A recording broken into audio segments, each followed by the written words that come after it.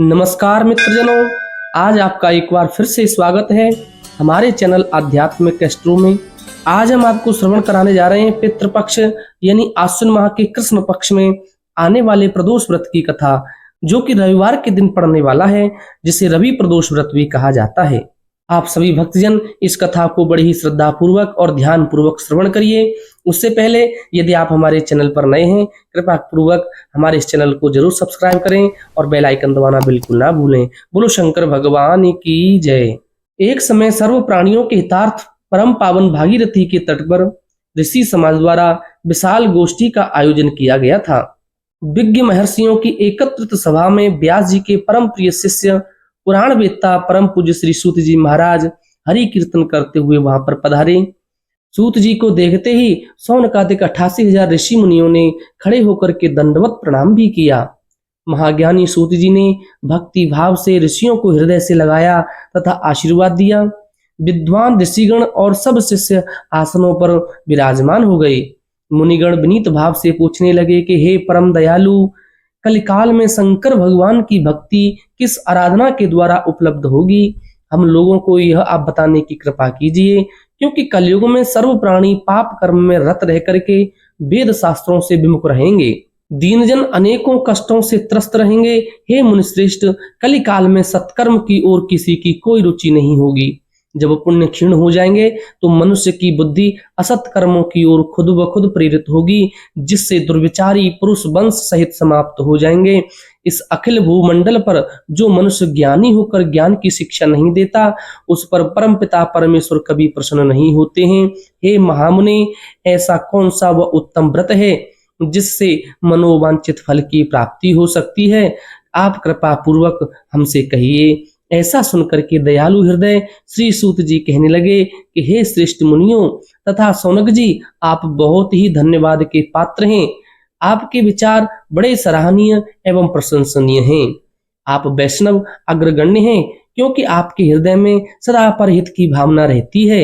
इसलिए हे सौनकादि ऋषियों, मैं तुम्हें उस व्रत के बारे में कहता हूँ जिसके करने से सब पाप नष्ट हो जाते हैं।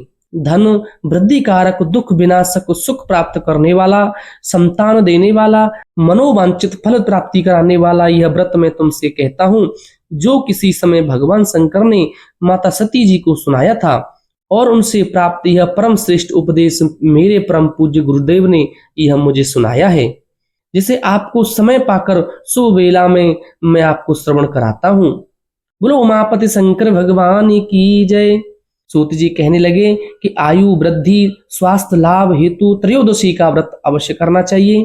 इसकी विधि इस प्रकार है। प्रातः काल आप निराहार रहकर शिव ध्यान में मग्न हो जाएं। शिव मंदिर में जाकर भगवान शंकर जी की पूजा करें। पूजा के पश्चात अर्धपुंड त्रिपुंड का तिलक धारण करें। बेल पत्र चढ़ावें। धूप दीप अक्षत से भगवान की पूजा करें। ऋतु फल चढ़ावें। ओम नमः शिवाय इस मंत्र का रुद्राक्ष की माला से जप करें। ब्राह्मण को भोजन कराकर सामर्थ्य अनुसार दक्षिणा दें। तत्पश्चात मौन व्रत धारण करें। व्रती को हमेशा सत्य भाषण करना चाहिए। हवन आहुति भी देनी चाहिए। जो मंत्र है वह यह है कि ओम ह्रीम क्लीम नमः शिवाय स्वाहा। इस मंत्र के द्वारा आहुति देनी चाहिए। इससे अभीष्ट फल की प्राप्ति होती है। व्रती पृथ्वी पर शयन करें। एक बार भोजन करें। इससे सर्व कार्य सिद्ध हो जाते हैं। श्रावण मास में तो इसका विशेष महत्व बताया गया है। यह व्रत सब मनोरथों को पूर्ण करता है। हे ऋषिवरों, यह प्रदोष व्रत जो मैंने आपको बताया, किसी समय शंकर जी ने माता सती जी को और वेद व्यास जी मुनि ने मुझे सुनाया था। सौनकादिक ऋषि बोले, आपने यह व्रत परम गोपनीय, मंगलप्रद, कष्ट निवारक बतलाया है। कृपया यह बताने का कष्ट करें कि यह व्रत किसने किया और उसे क्या फल की प्राप्ति हुई। तब श्री सूत जी बोले, हे विचारवान ज्ञानी ऋषियों, आप शिव के परम भक्त हैं। आपकी भक्ति देखकर मैं व्रती पुरुषों की कथा आपसे कहता हूँ।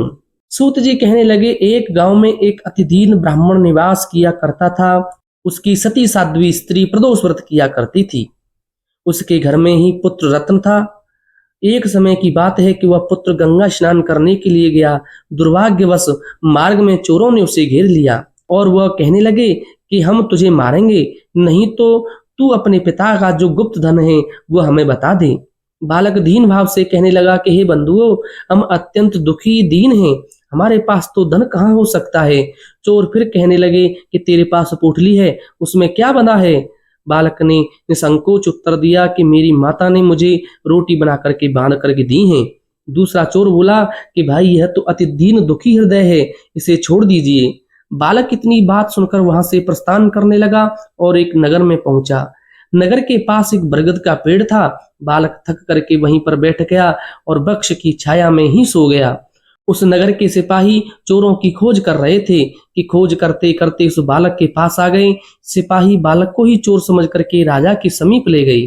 राजा ने उसे कारावास में डालने की आज्ञा दे दी। उधर बालक की मां भगवान शंकर जी का प्रदोष व्रत कर रही थी। उसी रात्रि राजा को स्वप्न हुआ कि यह बालक चोर नहीं है, प्रातः काल ही छोड़ दो, नहीं तो आपका राज्य वैभव सब कुछ शीघ्र ही नष्ट हो जाएगा।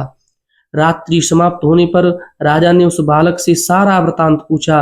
बालक ने सारा वृतांत कह सुनाया।